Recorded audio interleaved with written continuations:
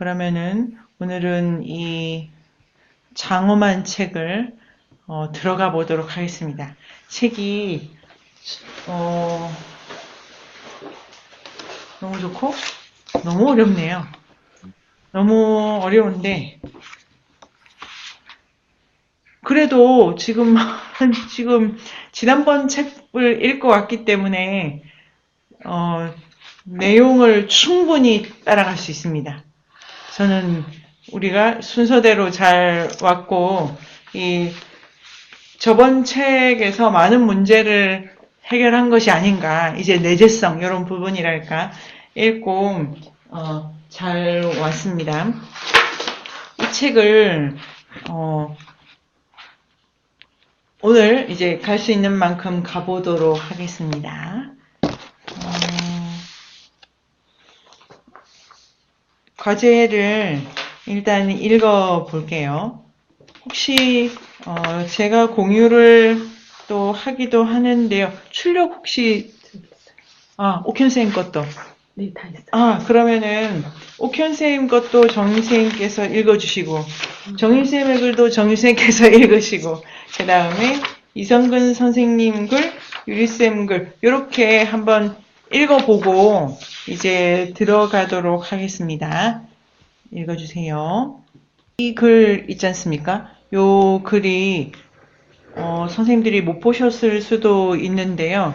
그 시베리아의 최북단이라고 하는 러시아 야말 반도에 있는 지금도 있는 술록 유목민에 대한 다큐를 이제 우리가 같이 보고 옥현 선생님이 글을 쓰셨는데요.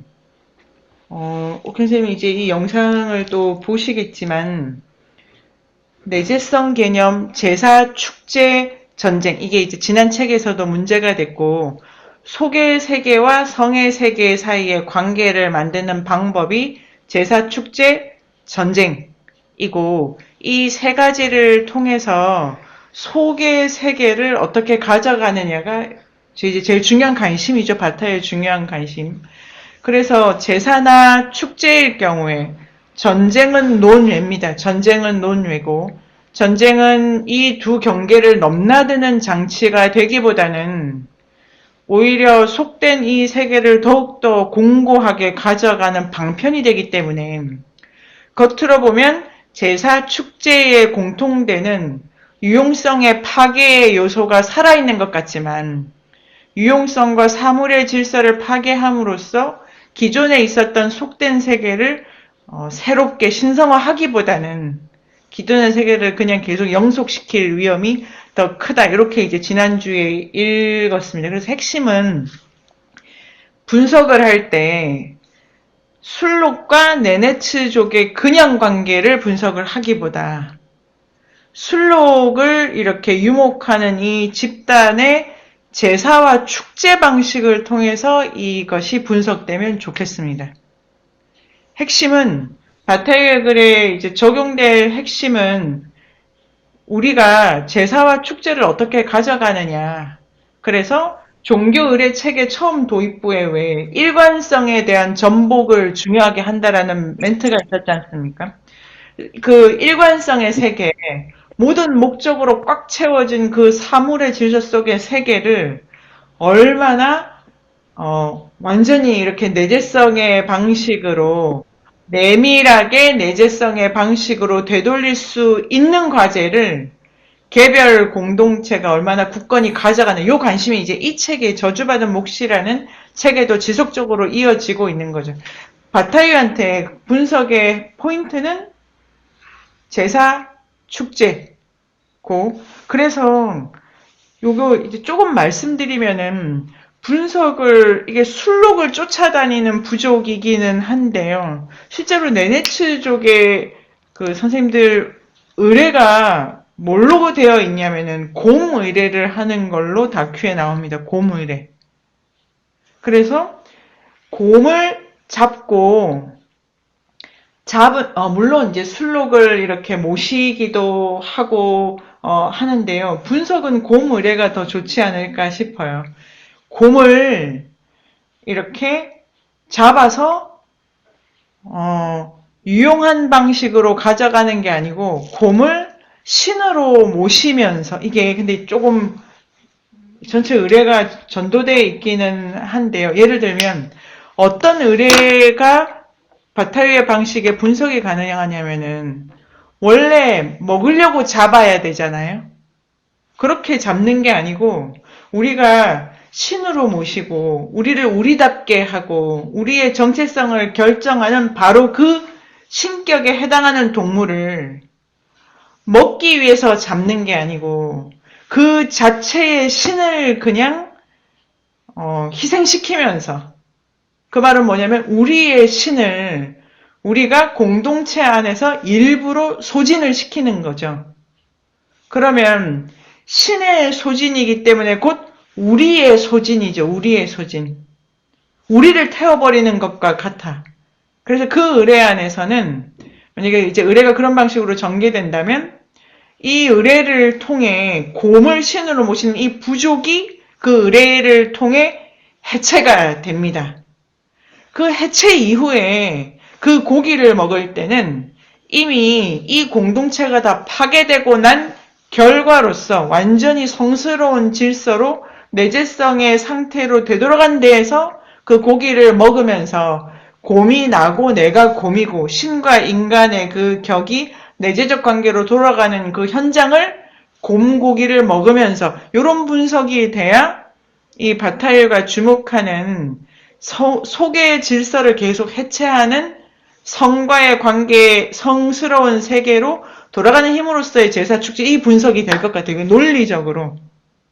근데 실제 다큐에서는 이게 이렇게 사람들이 요거를 순서가 바뀐 방식으로 이제 편집돼서 나오기는 합니다. 근데 잘 보면 이들의 재래는 알 수 있는, 예를 들면 곰을 잡아 먹으려고 잡는 거로 다큐가 이렇게 설명이 돼요. 근데 먹으려고 잡아요. 잡는데 그 곰고기를 죽인 곰을 곰이다라고 해서 먹지를 않고 이건 우리 딸이다라고 해서 먹더라고요. 다큐멘터리의 순서가 그렇게 돼 있었습니다. 그럼 무슨 말이냐면은 내가 우리 가족을 영속시킬 내 딸을 먹는 일이다 이렇게 되잖아요. 그러면 이 공동체가 딸을 희생제의를 하게 되는 거고 결과적으로 이 공동체를 내밀한 방식으로 내재성에 복종시키는 방식으로 내재화로 돌리는 장치가 있다는 거죠. 이 툰드라의 네네츠족의 의례를 그런 식으로 분석을 하면은. 정심 제가 말씀 잘 드렸습니까? 의례가 보통은 곰의례라고 해가지고 실제로 재미있을 것 같아요. 이 샤머니즘에 관련해서 이런 의례를 더 구체적으로 보면은 그 북해도에 가면 아이노족도 이오만테라고 해가지고 새끼 곰을 일부러 잡아요. 얘를 키워서 먹어야 되잖아요. 곰이니까. 그런데 한 1, 2년 잡고 곰이 좀 크면은 죽여. 먹으려고 죽이는 게 아니고 애기 곰을 그냥 죽여요. 이것도 의례를 대서 이렇게 활을 써서 죽이더라고요. 죽이고 나서 그 다음에 이제 제사를 지낸 다음에 너 죽고 나서 곰 영혼의 세계에 가서 우리한테 잘 대접받았다고 알려줘. 이런 장치가 있다는 것만 제가 알았는데, 그런 곰 의례가 시베리아 쪽을 포함해가지고 아주 많고, 우리도 곰부족의 신화 쓰지 않습니까? 이게 바타일식의 분석을 더 하면은, 곰이 신이고 곰이 우리기 때문에 그걸 희생제의의 방식으로 그 이오만테도 해석할 수 있고, 그럼 핵심은 뭐냐면은 옥현쌤의 이 분석에서 네네츠족의 세례가 이 네네츠족을 얼마나 네네츠족의 속된 질서를 얼마나 내재화시키는 장치로 쓰이는가 방식으로 분석이 이렇게 됐으면 좋겠고, 얘는 옥현쌤이 잘 잡으신 것 같아요. 그리고 밑에 문단 있지 않습니까? 다음 문단. 이 다음 문단, 네네츠족과 술록은 지속성을 허락하지 않는 무지성, 요 다음 문단을 아주 잘 쓰신 것 같아요. 이 현대 사회에서는 내재성을 가질 수가 없는 사회고, 이런 부분. 정신 어떤 생각이 드십니까? 오늘은 둘이 있어가지고 정신 고생을 하시겠지, 계속. 그게 잘 이해가 안 돼요. 곰이, 네네. 곰이 딸이다. 그러면 딸은 그냥 있어요? 딸은 있는데. 딸은 있어요. 딸은 그냥 있고, 딸을 대신해서 곰이 이제 희생하는 거예요. 그런데 그 딸을 희생해야 되는 게 아니고 아, 이게 이제 논리가 이렇게 돼 있더라고요. 곰이 내 딸이다 이러면 내가 곰이 일단 되는 거예요. 내가 곰부족의 일족이 되는 거예요. 그래서 곰을 이제 죽이는 게 돼. 인간의 딸을 대신한 곰이 아니고 곰인 우리의 새끼를 죽인다. 그러면 내가 그 자연을 그 곰이 되는 거네요. 네네네네네. 그래서 내가 나를 죽이는 거예요. 내가 곰부족의 일원이기 때문에. 근데 그거를 그럼 사람을 죽이지 이렇게 안 돼요. 왜냐면은 사람을 죽이면 이 공동체가 파괴되잖아요. 목표는 이 속된 세계에 곰부족인 우리를 보존을 해야 돼요. 그런 미션이 도구를 쓰는 호모 파베르 이후에는 이제 부여가 됐기 때문에 속된 세계를 완전히 파괴를 할 수는 없어. 그런데 포로는 돼. 여기서는 포로를 잡아서 그렇게 멕시코 아즈텍 네네네. 걔네들은 포로는 죽일 수 있는데 자기 부족은 아니다. 포로를 왜 죽이냐면 포로를 다시 가족화 시켜요. 포로를 아들로 생각하고 그를 마치 왕처럼 모시고 이러면은 이게 메커니즘이 이럴 수밖에 없어요. 일단은 요 분석 아즈텍의 멕시코 그 부족 같은 거 이 안에서 계속 희생제물을 갖다 쓰면 이 안이 완전히 거덜이 나잖아요. 이 상황을 잘 모르는 외부 부족을 데리고 와가지고 몰래 죽기 직전에 알게 한다는 거잖아요.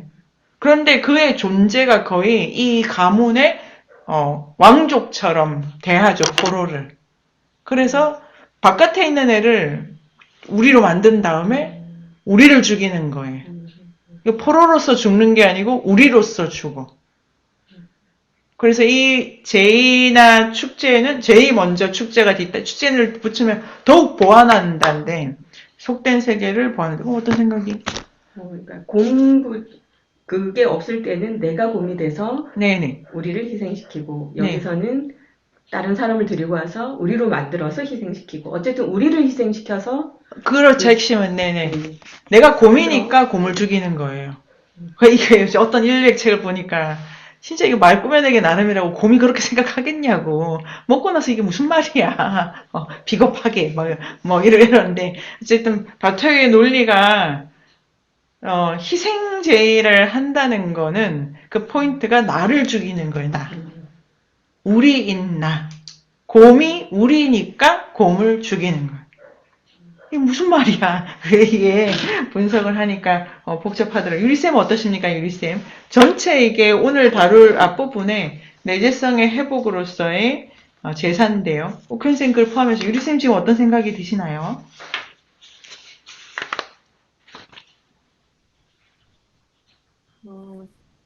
오늘 읽은 부분에서는 희생에 관한 게 좀 중요한 것 같았고, 희생이라는 거 안에 뭐 공동체, 뭐 소통, 영성체 이런 게 막 관계되면서 뭔가 비슷하면서 다른 계열이 만들어지는 게 좀 신기했고, 그리고 옥현쌤 글에서는 이 술록을 따라서 이동한다는 것에 대해서 술록이 공간을 지정하는데 그게 정주할 공간이 아니라 이동하는 길을 밝힌다라는 표현이 좀 와닿았어요. 이 분석은 이게 다 따라 하셨는데, 근데 기술을 요 문단을 따라 읽어보면, 그러니까 술록이 마지막 문단, 그 문단 끝에 네네츠족을 소진한다잖아요. 근데 기술 따라 보면은 네네츠족은 술록을 따라가면서 잘 살고 있어요. 그래서 요 기술, 부족은 잘 선택을 하셨다고 생각이 들고, 적당한 방식은 술록을 없애야 돼. 술록을 파괴해야 돼, 이 네네츠족이. 그런 제의를 바타이가 높이 평가한. 이 책에, 오늘, 이 책이, 여러 번 이렇게 읽다 보니까 제가 알던 인류학의 예를 완전히 다르게 해석하신 구절구절이 있다는 걸 알게 돼서도 되게 기쁘고, 이 책의 하이라이트는 라마교입니다, 라마교. 라마교에서 티벳 불교고 특히 13대 달라이라마의 딜레마라고 하는 것을 가장 중요한 종교적 상태로 놓고 그것과 대비하는 게 그 이슬람이죠, 이슬람. 두 개를 오늘 거기까지를 못 간다면 다음 주 이제 가장 열심히 읽어야 되는 부분이기도 합니다. 그래서 제사를 왜 하느냐에 대해서만 계속 얘기를 나누면 되고 제사라는 것은 두 개의 목적이 있는 거죠. 속의 세계와 성의 세계라는 이 차이 나는 두 세계로 보존해야 될 목표가 있고 그러나 속의 세계를 주기적으로 내재적 체험을 하도록 되돌리려는 필요가 있는 거예요. 그런데 결국 이 속의 세계를 보존을 해야 되는 과제 앞에서 이 두 개가 양립하기가 되게 어려운 그 과제가 있다. 이렇게 따라가고요. 그러면 이제 정임쌤의 글도 조금 보도록 합니다. 즐거움으로. 네. 그리고, 여기 키 포인트를 선생님께서 잘 이렇게 보셨습니다. 전체적으로 바타이어 문제의식이 현대 세계의 축적 과잉에 대한, 도덕을 문제 삼는 거네요. 그리고 마지막에 일반적 관점과 개별적 관점의 대립이 오늘 이제 시작할 때 가장 중요한 부분이고요. 이렇게 해서 중요한 키워드를 잘 이렇게 포착하신 것 같아요. 정리도 좋고요. 그리고 이성근 선생님의 요거를 좀 이따가 이렇게 이제 책을 읽어가면서 우리 성근쌤의 문제의식을 따라가도록 하고요. 그리고 유리쌤의 글도 읽어보도록 하겠습니다. 네, 자, 이제 책으로 들어가 보도록 하겠습니다. 오늘 이제 앞부분에, 일반 경제학 실론이죠. 일반 경제, 일반이라는 단어를 어떻게 쓸 것인가와, 지금 유리쌤이 가지신 궁금함을 풀어보도록 하겠습니다. 불안이라는 단어, 그 다음에 일반 경제 실론, 이 뭘 의미하는가, 일반 경제학이라고 하는 게, 이 문제의식을 하고, 그 다음에, 이 멕시코로 가면 됩니다. 재밌으셨죠? 멕시코에 알고 계셨습니까? 이 인신공양? 무시무시하달까요? 그들에게까지. 자, 가보면은, 요 책이 아니신 버전도 있겠습니다. 다 이 책이십니까? 유리쌤도 요 책이시고요. 네네. 좋습니다, 좋습니다. 예, 번역 다른 게 한 권 더 있습니다. 그 역자도 다르고, 그 책이 저는 조금 오래돼가지고, 이 책 훨씬 좋고, 각주도 좋고, 그렇다고 생각이 듭니다. 책에 들어가면은, 윌리엄 브레이크라고, 넘치면 아름다움이다라고 하면, 이게 이제 에피그램이라고 해서, 제사 책의 앞에 붙이는 한마디 말 있지 않습니까? 넘치면 아름다움이다. 블레이크의 시도 인용이 되고 여러 가지로 그래서 넘친다, 아름답다라는 얘기를 하실 건가 봅니다. 머릿말에 이 책 자체가 이 책은 머릿말에 들어가면은 머릿말에 몇 년 전부터 나는 뭘 준비 중입니까? 정치경제학입니다. 라는 사실에 불편함을 느껴왔다. 나는 좀 네가 보면 정치경제학인데, 그러니까 이게 이제 경제학 책이다. 이기도 하고, 경제학 책인데 사회적으로 어떤 입장과 메시지가 있다라는 거죠. 정치경제학이니까요. 특히 어떤 계층에 대해서 이런 그게 선명해 보일 건데, 그런데 이게 내가 좀 안 맞다는 느낌이 들고, 내 입장에서 생각할 때 그게 좀 잘 모를 것 같아.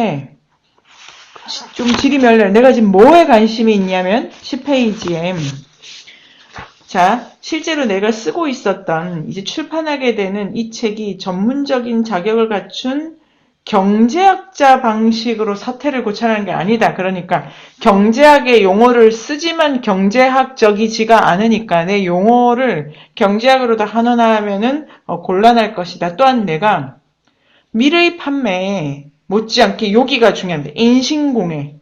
그 다음에 교회 건축 이렇게 나오더라고요. 우리의 4학기 에세이가 신성 공간에 대한 내 도시 탐험기 공간에 대한 신성한 에세이 공간론을 쓰자라고 한 것도 여기서 발단을 했는데요. 바타이어가 공간과 건축에 관심이 많다. 그리고 폐물이니까 이제 사치제죠, 사치제. 사치제 증.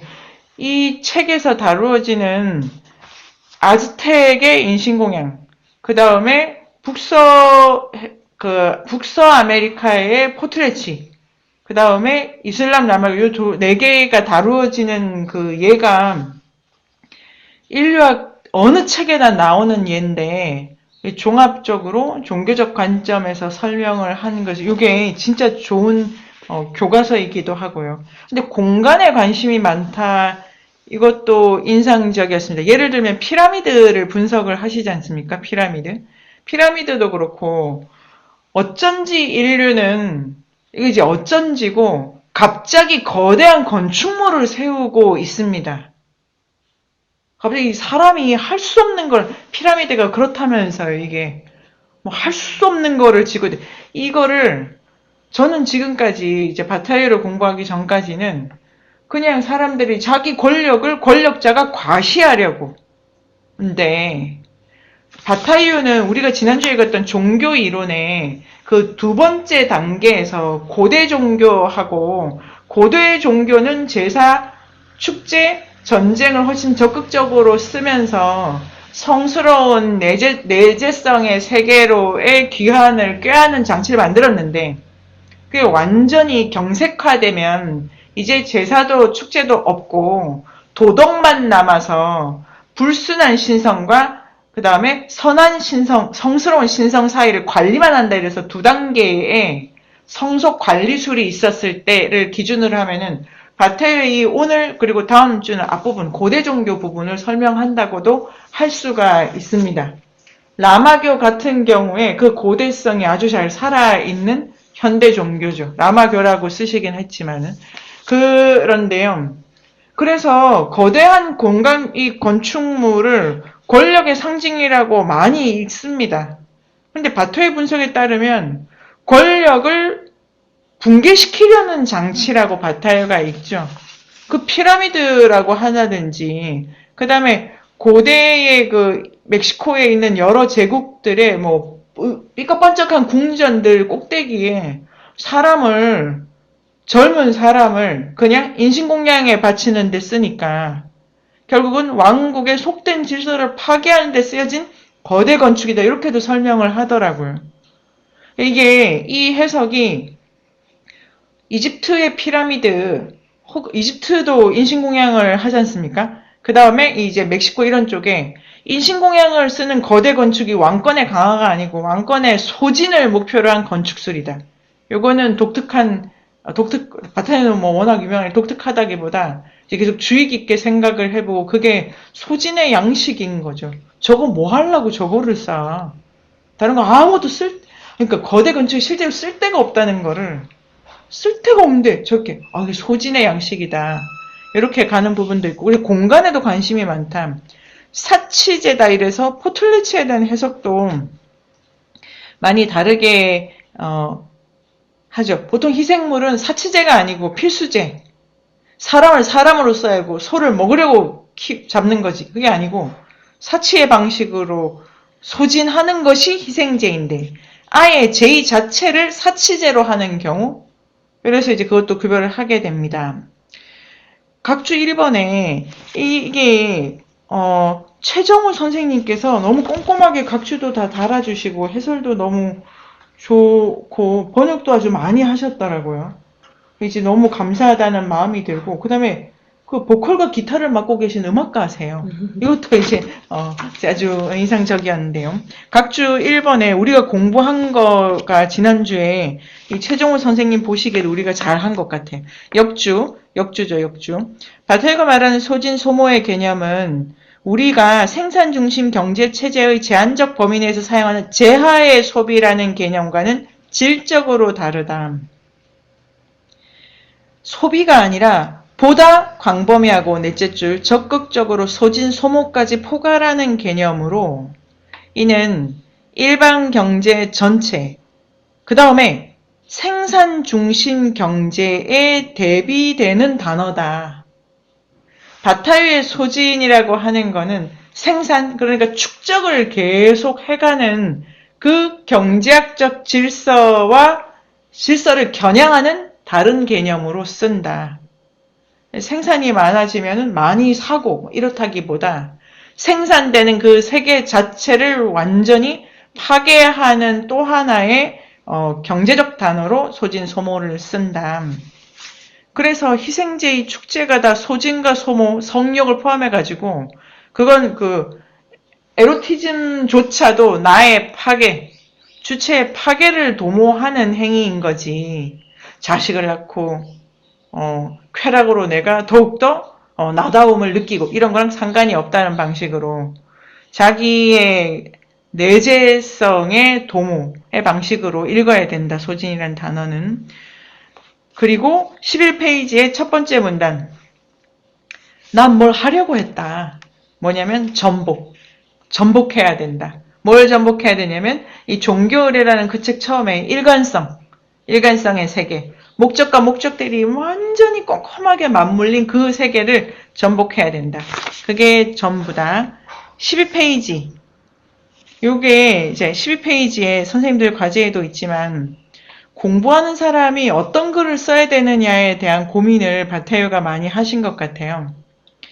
10페이지의 두 번째 문단에 학문의 냉철한 연구를 지속함에 있어서 그 연구 대상을 더 이상 중립적인 것으로 남겨두지 않고 연구 대상을 격정에 불타오르게 만드는 지점에까지 이르게 하고 나도 따라서 이끌리는 것은 위험한 일이다.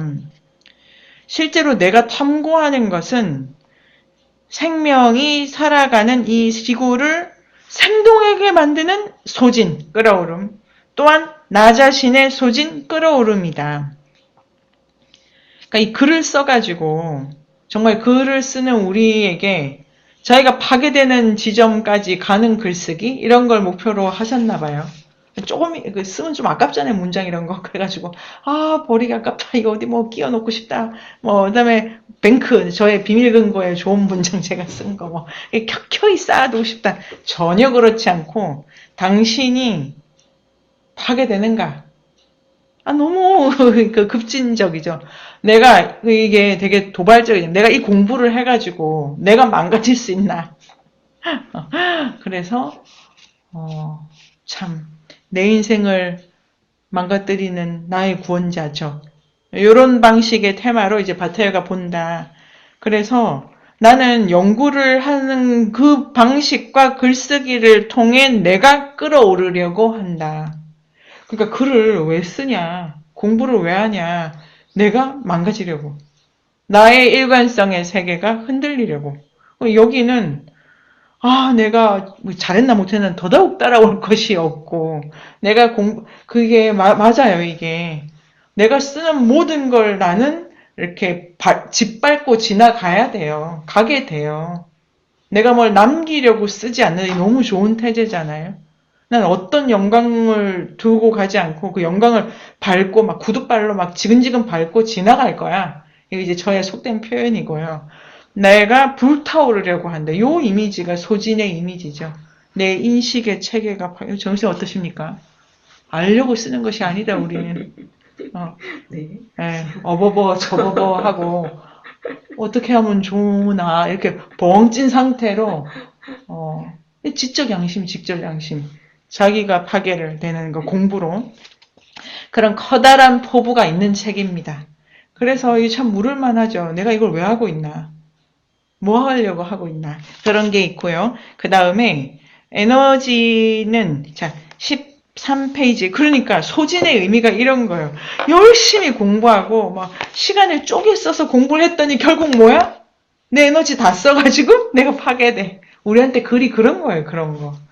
열심히 해가지고 뭐야 머리가 나갔어. 이게 소진의 이미지가 글쓰기의 이미지로 바타요한테 있다. 이 체육관에 다음 주에 이게 이제 우리 모토.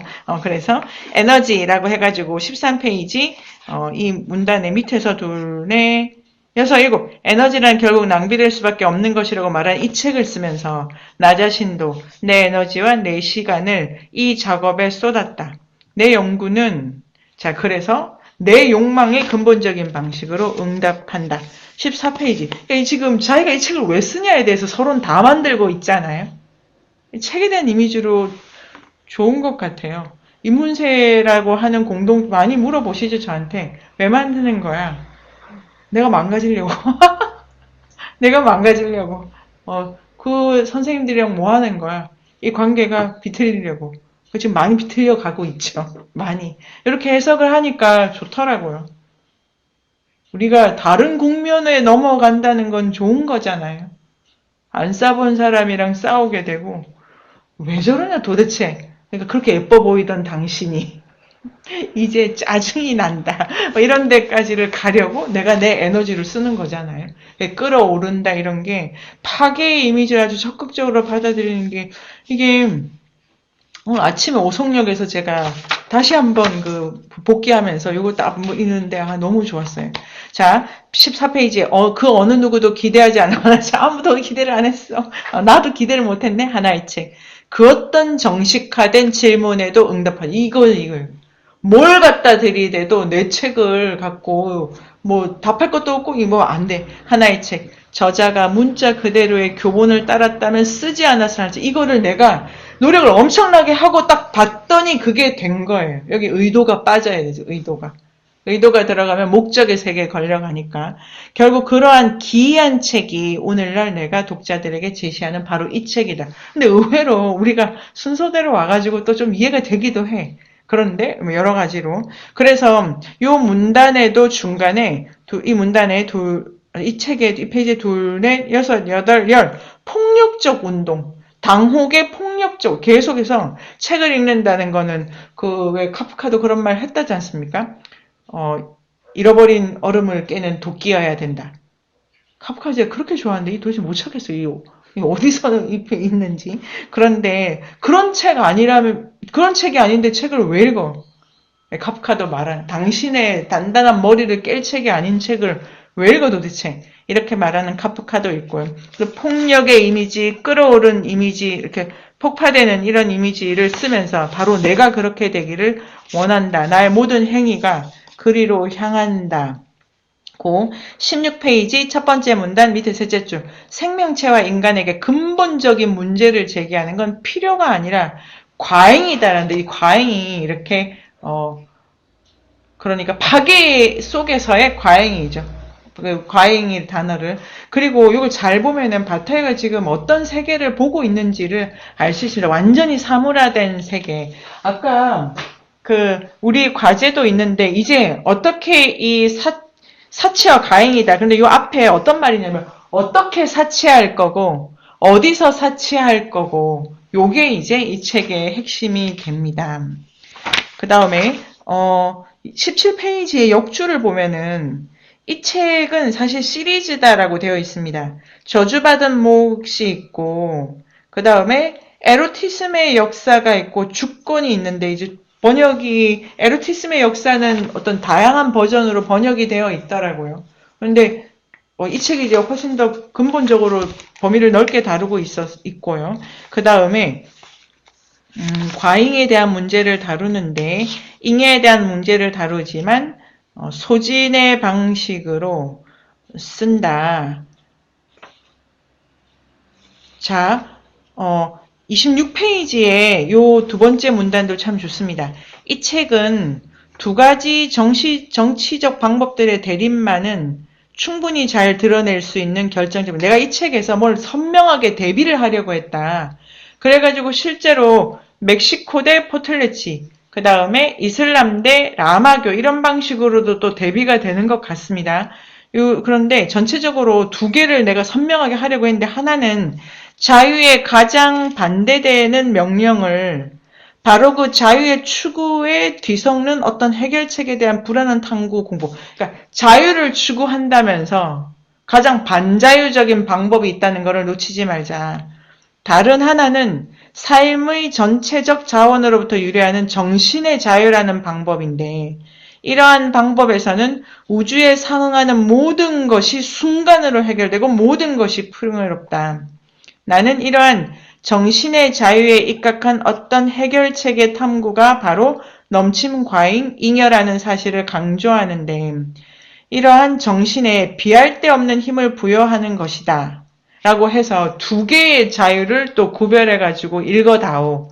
라고 하는 것도 있네요. 이제 이 책을 머릿말만 가지고 이제 한 문장으로 대충 요약을 할 수가 있겠습니다. 이 책은 두 개의 자유를 비교하면서 정신의 순간적 자유, 그리고 내재적 자유를 강조하는 책이다라고도 요약을 할 수가 있고, 그 다음에 소진이라는 개념을 전면적으로 내세우면서 기존 경제학이 생각하는 생산의 경제학을 전복하려고 한다. 이럴 수도 있고 여러 가지 방식의 요약이 가능합니다. 일반 경제학까지 하고 일단 쉬도록 하겠습니다. 일반 경제의 의미, 내가 1번이라는 단어를 좀 강조하려고 한다. 1. 지구상의 에너지 과정에 대한 경제의 의존관계라고 하면서 경제의 개념을 좀 단지 자동차 뭐 이런 거보다 훨씬 더, 그러니까 경제가 생산, 소비, 분배 이런 단어니까 이거를 인간사나 물적 생산에만 초점을 맞추지 말고 우주적 차원으로 확장을 하는 것이 좋아. 28페이지 2번. 체계의 성장에 이용 불가한 에너지 과잉을 이득 없이 상실한 필요성 이래가지고 이제 자연 모델로 생각해보자 라고 하고 우리는 개체가 29쪽에 보면은 왜 생산, 소비 이게 자연에도 다 적용될 수 있는 말이냐면은 마지막 문단에 지구 표면에서 에너지의 작용, 아까 우리 과제에 다 있었습니다. 에너지의 작용들이 결정하는 상황 속에서 살아있는 유기체는 원칙상 자신의 삶을 유지하는 데 필요한 것보다 더 많은 에너지를 수용한다.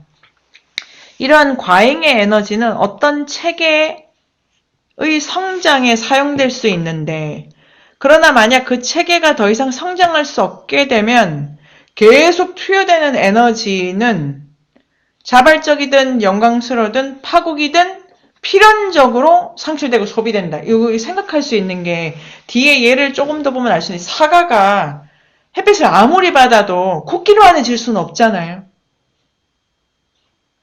코끼리가 아무리 커도 히말라야만큼 커질 수가 없죠. 계속 햇빛을 받고 있는데도. 그러니까 생물일 경우에 성장과 크기에 다 임계점이 있지 않습니까? 보통 사피엔스, 그러니까 호모라고 하는 요 정도 계속 커지다가 네안데르탈린보다 호모사피엔스가 좀 작죠. 키도 평균 키가. 네안데르탈린 맥시멈이 70 넘어가지고 그런 인골이 많이 발견되는데 호모사피엔스는 평균적으로 160 남자 이렇게 이제 내려오더라고요. 그게 왜 그러냐면은 성장의 임계점에서 약간 그 수축을 뭐 이렇게 적정선을 찾으려는 운동이다라고 크기를 설명하는 연구도 있었습니다. 그러니까 그러면은 다 컸는데 계속 햇빛을 받고 있잖아요, 사과가. 그게 뭐 하려고 하는 거냐. 그리고 그러한 사과의 크기 제한은 뭐 때문이냐. 다른 것이 또 커야 되니까요. 그러한 조건에서 자연 전체로 보면은 다른 것들의 복합적인 성장은 계속 이루어지는데, 관계적으로도 이루어지는데, 개체를 보면은 계속 개체적으로 한계가 나오면 계속 투여되는 것은 이제 소진되게 마련이다. 그 소진의 에너지를 이제 생식에 쓰는데, 생식에 쓰는 에너지도 관계적으로 이제 또 제한이 들어가죠. 3번 유한한 유기체 또는 총체들의 총체 다음에 들에 띄어 쓰더라고요. 들의 빈곤과 살아있는 자연이 지닌 부의 과잉. 그래서 계속해서 커지지 않고 한계를 본다. 경제를 이제 일반적으로 고찰해보자. 이 내 일반 경제를 어느 단위에서 쓰냐면 인간사 단위에서 쓰는 게 아니라 생명체 일반 단위에서 쓴다. 32쪽에 밑에서 둘, 넷, 여덟째. 내가 쓰는 일반은 그 앞에 생명체 일반이라는 거를 넣은 거다. 자, 그러면은 일반 경제학 실론을 호모사피엔스인 아니면 오선민이 공부해야 되는 이유가 뭐고 오선민이 속한 공동체가 왜 일반 경제를 고민해야 되고 거기서 나온 제사 축제는 왜 일반 경제 단위에서 논해져야 되나. 이 오선민도 인간 사회도 인물세도 일반 경제 차원에 있죠. 생명이라는 차원에. 그래서 우리의 모든 사회적 단위는 그것이 내재성이라고 하는 우주적인 조건과의 관계 속에서만 이 사회를 어떻게 가져가는 문제를 풀어야 된다. 그래서 생명체의 일반이다. 그 밑에 줄에 생명체 일반에게 에너지는 자체적으로 계속 과잉 투여되고 성장이 끝났을 때 과잉 발산되는 방식으로 그 극한 지점으로 계속 에너지를 쓰게 된다. 그래서 이 32쪽의 밑에 둘째 줄 인간이 자기의 성장에 한계가 있고 제한을 받지만 단순히 생물계나 다른 인간과 자원의 몫을 다투는 분리된 존재가 아니다. 생명 일반의 단위에서는 다 이렇게 먹고 먹히면서 관계를 맺고 있다. 33. 인간은 멈출 줄 모르는 생명체의 누출, 낭비라는 일반적 운동에 의해 활성화되는 존재다. 그러니까 자연 자체가 자기 에너지를 키우는 데 쓰고 다 낭비하면서 서로 관계를 맺는 방식으로. 그런데 관계 전체는 계속 생명력이 이렇게 확장되고 있는데 최종 한계는 어쨌든 지구라는 덩어리 전체죠. 지구라는 덩어리. 심지어 인간은 생물계 안에서 자신이 지닌 주권. 주권이라는 단어의 용법이 바타유한테는 오선민의 대한민국 국민으로서의 주권 이렇게 되어 있지 않고 생물계 안에서의 주권. 그러니까 먹고 먹히는 찰나적인 상태의 본연. 이렇게 정의될 수 있는 것 같습니다. 그 절정에서 이러한 누출 낭비의 운동과 동일시된다. 그러니까 여기서 지난 책에도 있었던 주권 개념은 생물계 안에서의 주권, 인간의 영광은 생물계에서 찾아야 되고, 그 다음에 무용한 소비라는 거는 자기의 모든 에너지를 관계의 에너지 증식에 쓰는 것으로서의 무용한 소비. 그래서 자, 씁니다. 그 33페이지 역주 11 바타유의 대표적 개념들 중 하나인 주권. 주권은 인간이 그 자신의 한계 경험과 절대적 부정성을 통해 도달하게 되는 지고지상의 상태 이렇게 되는 이게 참 좋죠. 주권이라고 하는 건 한계 경험이다. 그러니까 되게 느껴지시죠? 어떤 그 친구랑 다투게 됐을 때, 그 다음에 이제 우리가 어떤 인연이 끝나가는 걸 내가 속상해 할 때, 내가 이 인연을 소중하게 생각한 사람이었구나. 그러니까 바타유가 소진되고 이런 것이 주권성의 회복에 중요한 거는 이게 부서질 때야 비로소 내가 그러한 존재였다는 것이 선명하게 나에게 의식이 된다. 이렇게 쓰는 개념이고요. 이게 아주 바타유한테 중요한 개념이다. 밑에서 2, 4, 6, 8 따라서 지고, 지상권 우리 이게 첫 번째 책에 나오지 않습니까? 라스코 읽었을 때 지고성, 지상권, 절대권, 부정의 절대성, 내적 한계 체험, 자기 통치, 상실 상태 이 역설이 다 주권 개념 안에 다 들어가 있다. 나를 잃는데 그게 나야. 이런 말이. 그 다음에 계속 자 4번 34페이지에 과잉 에너지의 파국적 소비로서 고찰되는 전쟁. 35쪽의 두 번째 문단입니다. 가장 비참한 수준의 경제를 국치적으로 정체되게끔 만드는 이러한 생생한 힘의 과잉은 실제로 파멸의 가장 위험한 요소가 될 수 있다. 이러한 정체를 완화하여 분출시키는 일 또한 어느 시대에나 비록 의식의 가장 어두운 영역에서나마 연구 대상이다. 고대 사회들은 이 비참한 수준의 경제를 이 사회들의 그러한 사회의 들의 비참한 수준의 경제적 차원을 완충시키고 폭발을 하는 축제를 갖고 있었다. 그러한 사회들 중 몇몇은 유용성을 전혀 갖지 못하는 감사합니다. 장엄한 기념비적 건축물들을 세웠고 우리 사회는 이러한 과잉을 삶의 고충들을 완화시키는 여러 서비스들을 증대하는 데 쓰면서 여가시간 이런 게 이제 우리 사회에도 거대한 쓸데없는 것들에 소진을 하는 방식으로 고대 사회의 이 정체된 경제적 배치를 완화하려는 기술을 만들었다라는 말이 있으면서 36페이지부터는 바테일가 현대사회의 경제관에 대해서 계속 이렇게 보고 있습니다.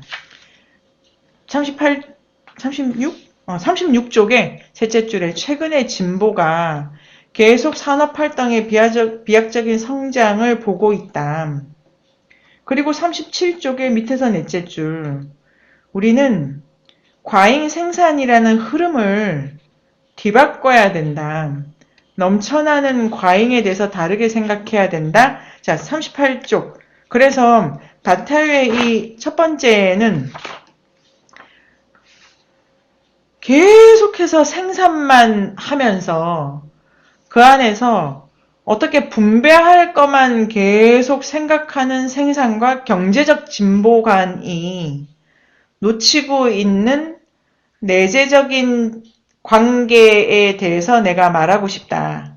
38페이지에 두 번째 줄부터 읽어보겠습니다. 내가 더 이상 지체 없이 정확히 해두고자 하는 것은 성장의 확장이 그 자체로 경제적 원칙들의 전복을, 곧 그러한 원칙들이 근거하고 있는 도덕의 전복을 요구한다는 사실이다.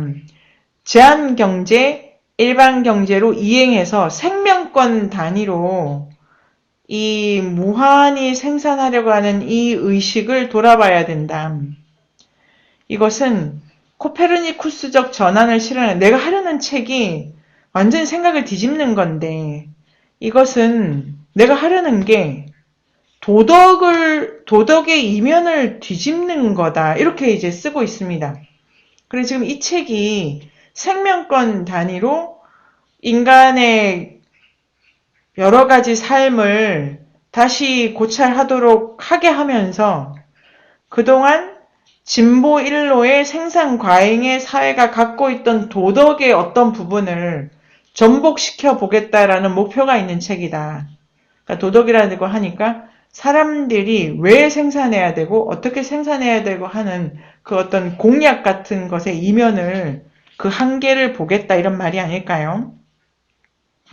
만약 대체적으로 산정될 수 있는 부의 일부분이 자 여기 이제 뒤집는 일이다. 그 다음에 이제 줄을 쫙 끌 수 있고요. 만약 이렇게 생각해 보면 어떻게 될까?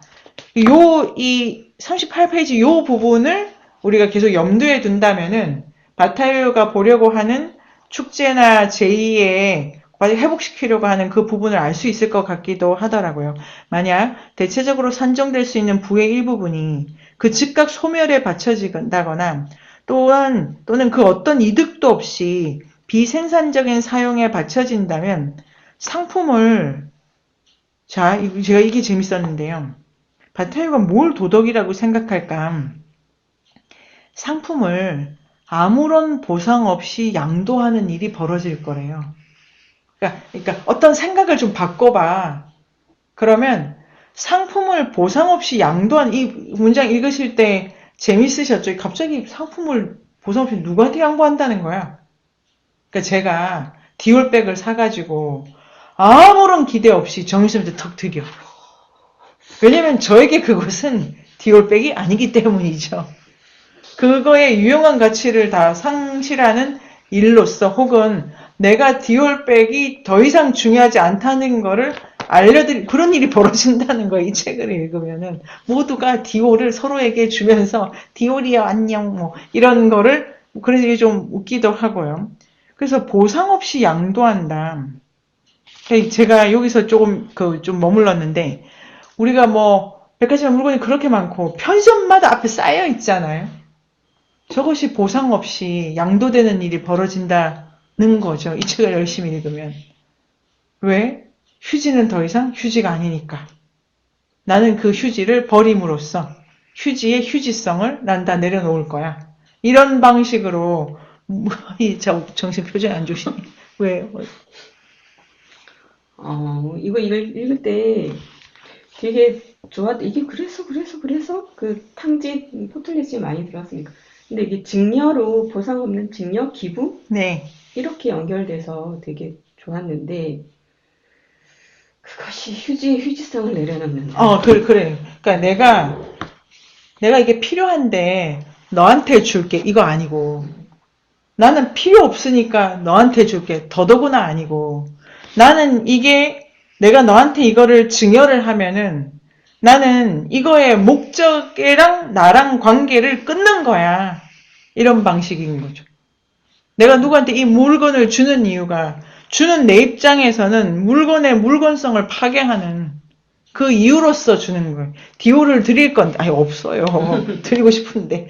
드릴 건데, 그거는 나는 디오를 더 이상 디올로 보지 않는 행위로서 준다.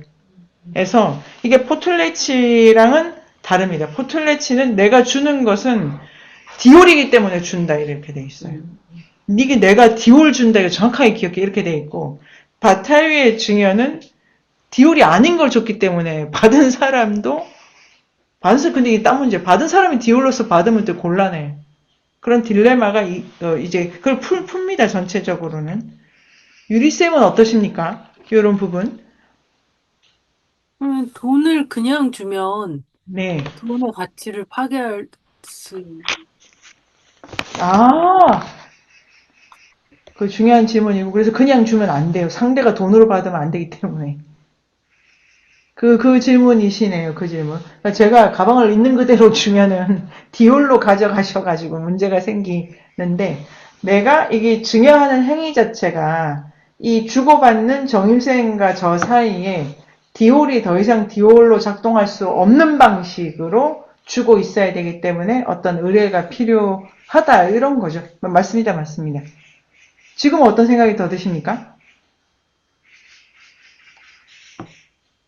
여기서 이제 먹는 행위를 계속 파괴라고 표현하는데 사실 배고파서 먹는 건 필요에 의해서 먹는 느낌이거든요. 네네. 그건 아니다.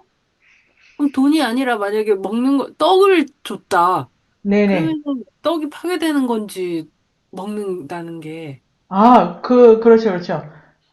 이걸 이제 희생제의로 풀면 되겠네요.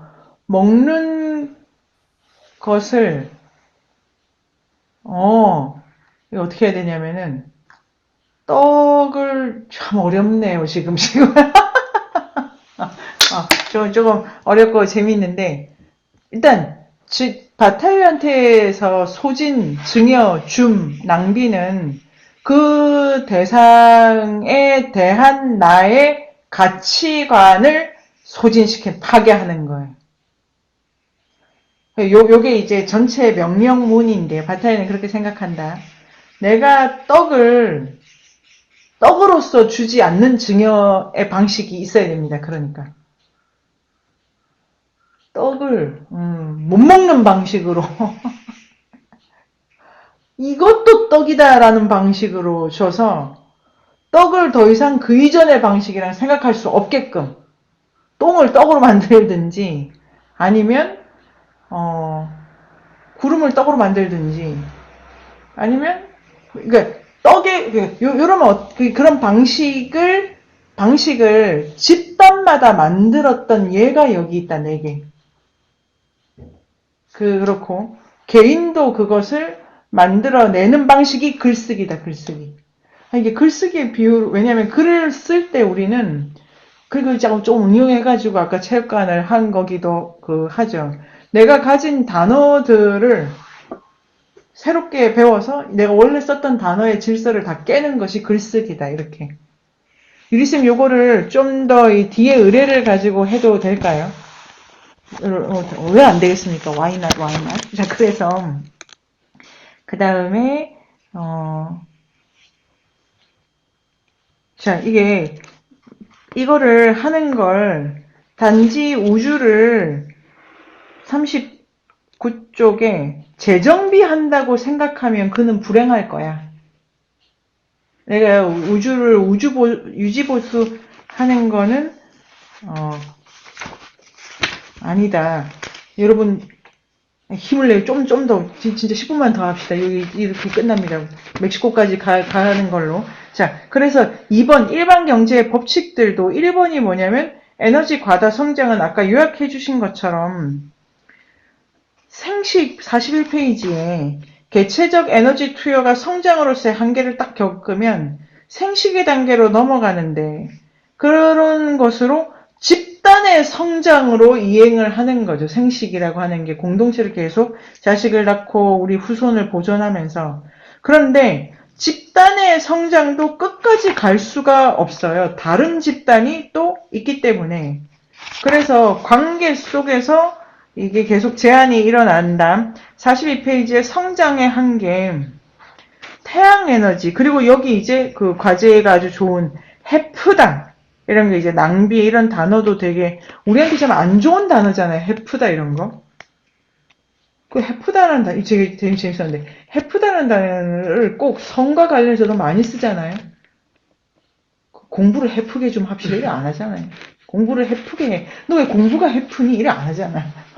지금 이것도 우리 해프게 할까요? 공부를? 공부 해프게 하자. 이렇게. 그런데 여기 이 단어가 제가 딱 보고 번역도 이게 참 재밌었고 정유생 과제도 그렇게 맞죠? 여기 딱 왜 이거를 고르셨어요? 너무 해프? 좋았어요. 해프다는 게 너무 난 좋았어요. 해퍼. 난 공부가 해퍼.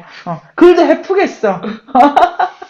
그래, 낭비와 소진의 우리 모델이고요. 그런데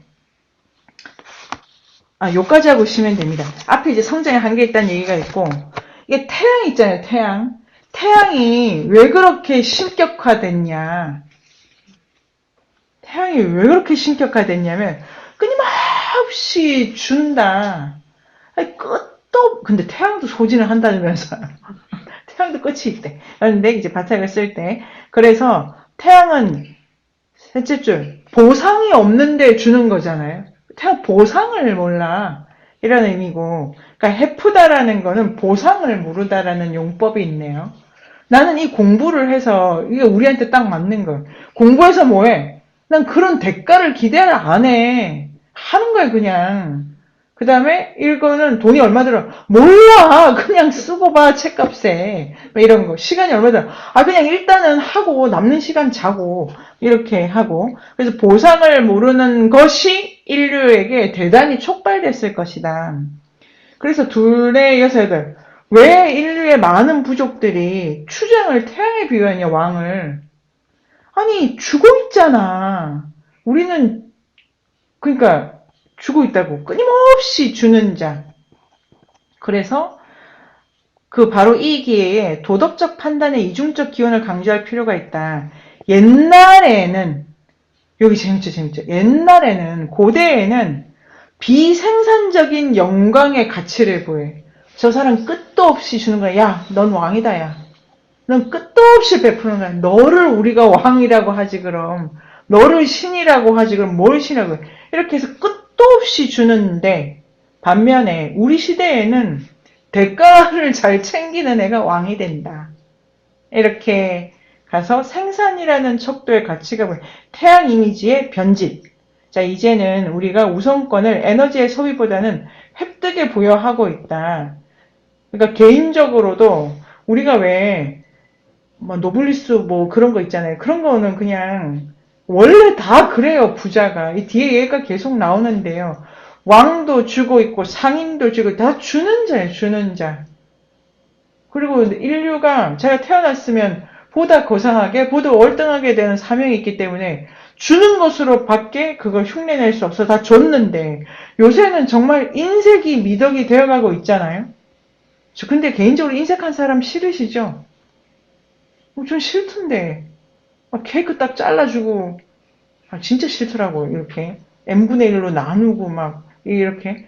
물론 남으면 요새 쓰레기 과잉이가 그런 문제가 있다 또 그럴 수도 있지만 인색이 미덕이 되잖아요. 니 거 챙겨. 그런데 안 그래도 이게 현대다. 자, 그래서 여기 이제 바타의 비판이 도덕을 바꾼다는 건 이런 거죠. 낭비. 끊임없이 준다. 그러기에 영광 자체도 우리 시대에는 유용성의 영역 안에서 영광스러운 사태의 결과들에 의해서만 정당화되기에 이르렀다. 하지만 고대의 감정은 실리적인 판단에 의해 그리고 기독교적인 도덕에 의해 이게 이렇게 괄호 안에 있더라고요. 그래서 고대의 감정은 자, 이 문장이 어떻게 되면 여전히 살아있으게 없어질 수가 없는 거예요. 제가 아무리 돈 밝히고 뭐 유용한 거 따지래도 제 마음 한구석에 인색하면 안 될 것 같아. 이런 게 사라지지 않는데 그 이유는 이전보다는 흐려졌는데 그게 실리적으로 봐도 그렇다고 두 번째가 기독교 도덕 조금 도움을 받았다. 사랑하라 이렇게. 그런데 이것은 특히 부르주아 세계에 대립되는 낭만주의적 저항, 그러니까 율쌤하고 제가 번번이 이렇게 만나게 되는 낭만성이라는 단어가 또 있네요. 그런데 이 단어는 또 이 안에서 이제 용법이 있을 건데요. 용법을 가지면 부르주아 세계는 이제 계산해가지고 뭐가 돈이 되는 거야? 뭐가 남는 장사야? 저 사람 나한테 도움이 되는 거야? 이런 거랑 대립하는 방식으로 끊임없이 자기를 소진하는 걸 낭만주의적 저항이라고 바타요가 보시는 거고요. 거기서 이제 발견이 된다. 그런데 경제에 대한 고전주의적 개념, 경제학은 그거에 대해서 전혀 포착하지 못한다. 이렇게 가는 부분이 있습니다. 그래서 이 바타요의 첫 번째 관심은 이제 생산 위주의 진보적인 현대사회고 이 안에 사람들은 유용성을 너무 따져가지고 계산을 하는 도덕에 깊이 물들어 있는데 그러더라 그래도 고대적 감정, 태양에 대한 희구 열망은 줄어들지 않는다. 그것을 이제 고대 세계의 일반 경제를 분석해가지고 어떻게 그 감각을 회복할 것인가다. 여기서 잠깐 얘기 나누고요. 이성근 선생님 어떠십니까?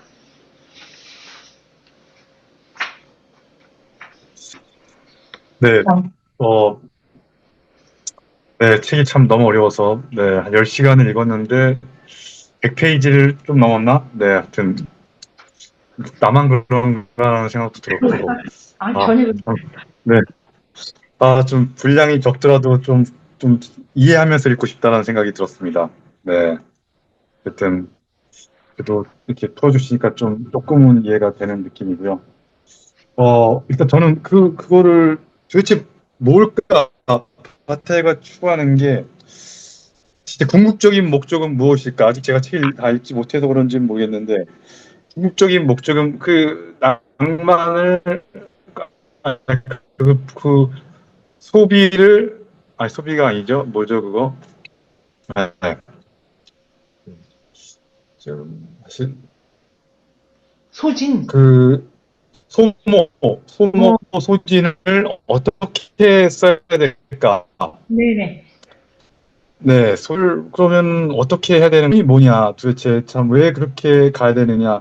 아직도 이게 지금, 네. 내재성을 가는 게 뭐가 좋냐? 내재성은 뭐가 좋지? 내밀성으로 왜 가야 돼? 내재성은 뭐가 좋은가? 뭔가 뿌듯한가? 뭐 어떤 게 뿌듯하지? 이게 정신적 성장으로 가는 건가? 아니면 불교에서 말하는 더 나은 세계로 가는 건가? 어떤 이런 게 저는 아직도 지금 너무 네.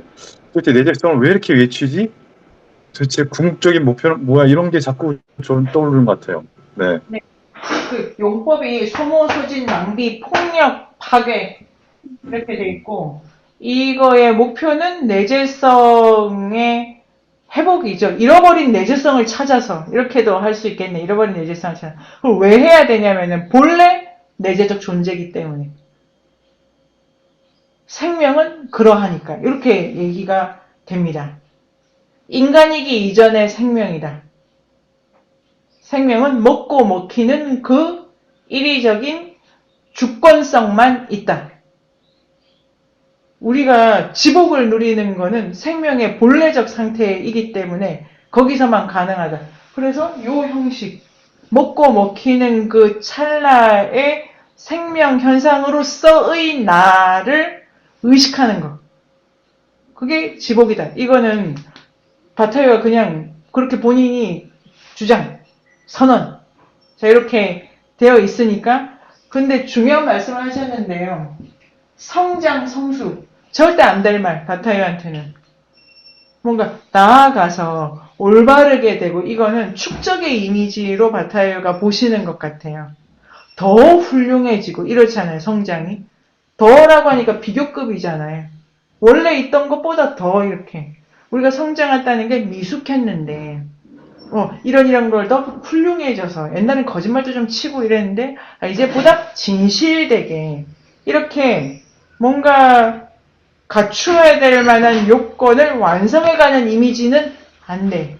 그건 다 인간적인 거고, 너무나 인간적인 거고, 생명으로 돌아가라. 자, 정신 어떠십니까?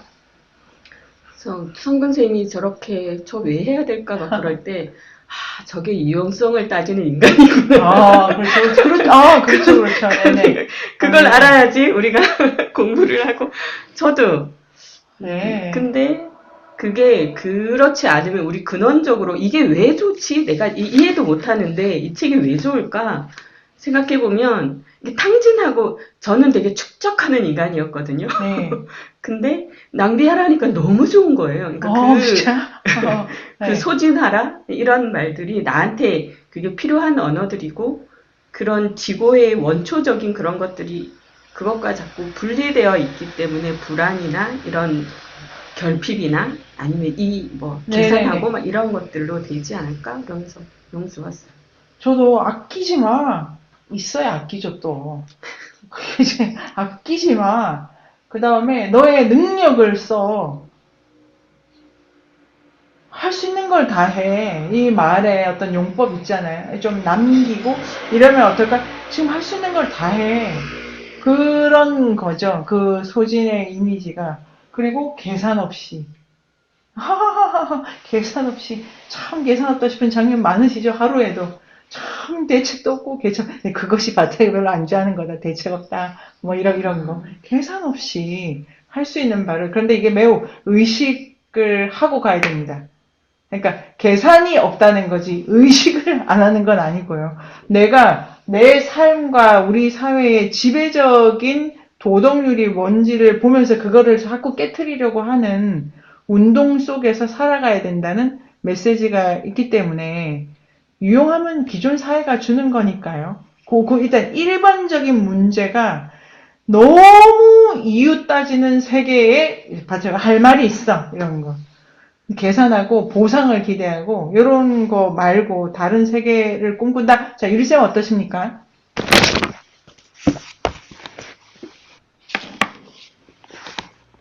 같이 읽으니까 너무 좋다 막 그런 생각 들고 그러니까요. 그리고 이제 대조적으로 얘기할 때 옛날엔 이랬는데 지금은 이래라고 하고 끝나는 게 아니라 근데 살아있다 이렇게 말하는 것도 재미있고요.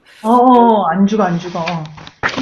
그리고 이제 해프다라는 이미지가 주는 해방감과 함께 그거의 반대말은 인색함이구나 하면서 이제 이렇게 그 말 뜻을 좀 새겨가는 것도 좋았던 것 같고, 그리고 이제 끌어오르는 주체, 이게 되게 기억에 남는데, 그러면 이제 계산하고 남기고 축적하는 거는 끌어오르지 못하고 이렇게 냉랭하거나 건조하게 만드는 건가? 네. 그런 생각도 해보게 돼요. 네, 캄다운 하는 거죠. 캄다운 이렇게 차분하게. 물론 더 읽으면 그렇다고 화내고 살아라 이런 메시지는 아니니까요. 막 신경질 내고 그런 건 아닙니다. 이게 아주 의식화되어서 가야 되는 거니까요.